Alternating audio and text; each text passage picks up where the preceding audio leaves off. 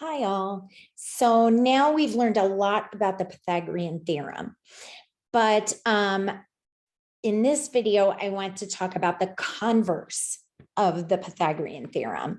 And what I mean by converse is kind of the opposite of the Pythagorean theorem. So we know that if we have a right triangle, then the relationship between the side lengths is a squared plus b squared equals c squared. That's the Pythagorean theorem.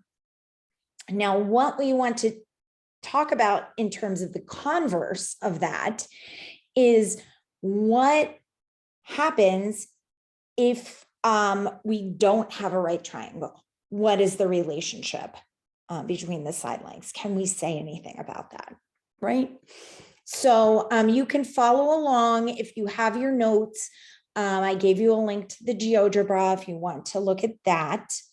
We're going to start by looking at the right triangle, and then we'll kind of move on from there.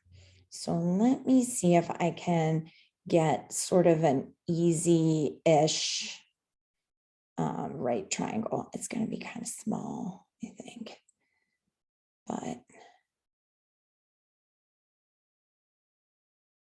trying to find some easy, there we go, some easy-ish numbers, right?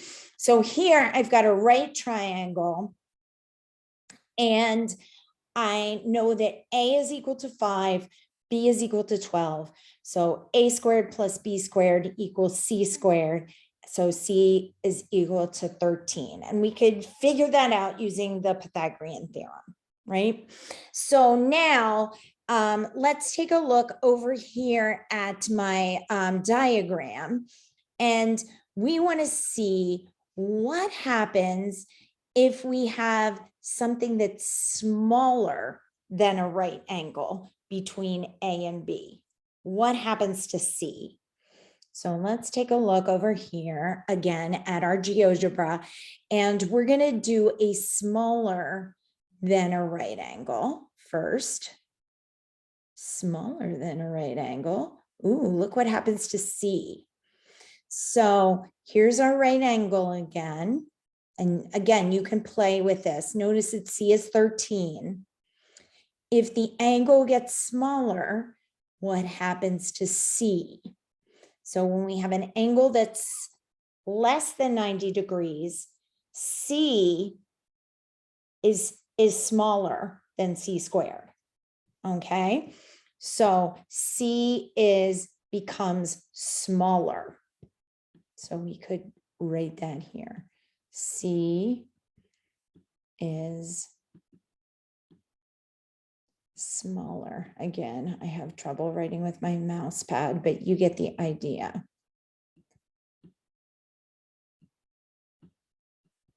C is smaller. Here in the middle, we have the right angle, so that we know here the Pythagorean theorem is our relationship, right? A squared plus B squared equals C squared. Now let's take a look at what happens when we have a larger than right angle. So back over to my GeoGebra, and now I'm going to make my angle between A and B larger than 90 degrees. Oh, let me start at 90 again. Here's 90, if I can get there. There's 90, it's 13, right? So what happens when it gets larger than 90? So larger than 90, C is going to be larger. Makes sense, right? So C here is larger.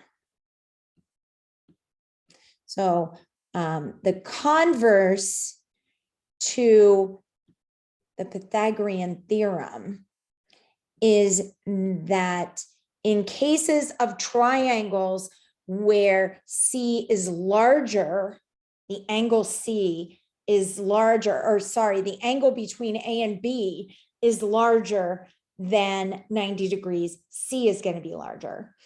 And in triangles where the angle between A and B is smaller than 90 degrees, C, the length of C is also going to be smaller than it would be for the hypotenuse of a right triangle.